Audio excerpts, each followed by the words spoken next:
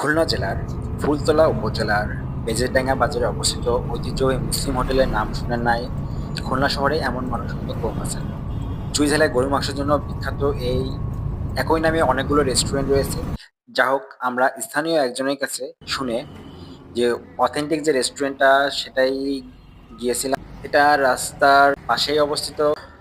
করবো যে আসলে এটার গরুর মাংস বেস্ট কিনা, কারণ আমরা শুনেছি যে অন্যান্য যে বিখ্যাত রেস্টুরেন্ট গুলো খুলনায় রয়েছে চুইঝালের জন্য, যেমন কামরুল হোটেল, আলারফা হোক, এই রেস্টুরেন্ট গুলো থেকেও এখানকার চুইঝাল বেস্ট।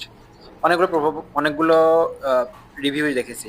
যাই হোক, আমরা অর্ডার দেওয়ার পরে এখানে আমাদেরকে গরুর মাংস, ডাল, ভাত এগুলো দিয়ে গেল। করেছিলাম 5 প্লেট গরুর মাংস। প্রতি প্লেটে সাধারণত 4 থেকে 5টা, একটু বড়। জনতে প্রথমে 5 প্লেট অর্ডার করা হয়েছিল। প্রতি প্লেট মানে মোটামুটি থাকে একজনের জন্য আর কি বলা যায়। গরুর মাংসের সাথে কলিজা, অন্যান্য অংশ মিশাই দেয় যদি বলা হয়। কিন্তু আমরা যে অন্য রেস্টুরেন্ট গুলো যেগুলো খাই, যেমন কামরুল বা আলারাফা, সেক্ষেত্রে দেখা যায় সাধারণত একটি বড় পিস দেওয়া হয়। যাই হোক, এখানকার সিস্টেম আলাদা। তা আমরা এলাম। এখানে কিন্তু সব ধরনের মশলাই শুনেছি ইউজ করা হয়। যেমন অনেক রেস্টুরেন্টে শুধুই পেঁয়াজ দিয়ে রান্না করেন, কেউ পেঁয়াজ বাদে রান্না করেন, কিন্তু এখানে মোটামুটি সব মশলা দিয়েই রান্না করা হয়।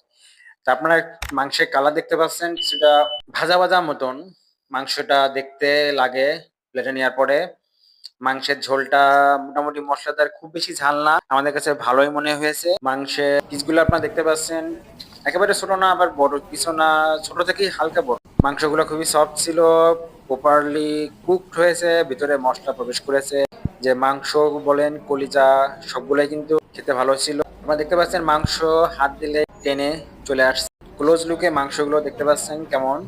এখানে কিন্তু কোনো আলু, রসুন রয়েছে, চুইঝাল রয়েছে এবং আসলে এই 5 প্লেটে আমাদের 3 জনের হয় না। আমরা পরবর্তীতে আরো 2 প্লেট, তারপর আরো 2 প্লেট দিলাম। থেকে গিয়েছি মন ভরে খাওয়ার জন্য।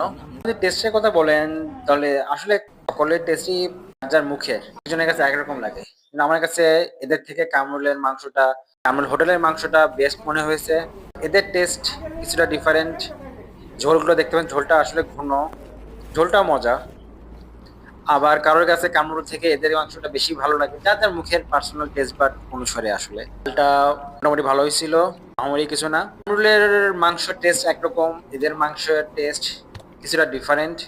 আমার কাছে মনে হয়েছে ভাজা ভাজা মাংসটা যখন মানে মশলা দিয়ে বা ঝোল দিয়ে, গ্রাভি দিয়ে খাওয়া হয়, সেক্ষেত্রে যেমন লাগে টেস্ট সেরকম।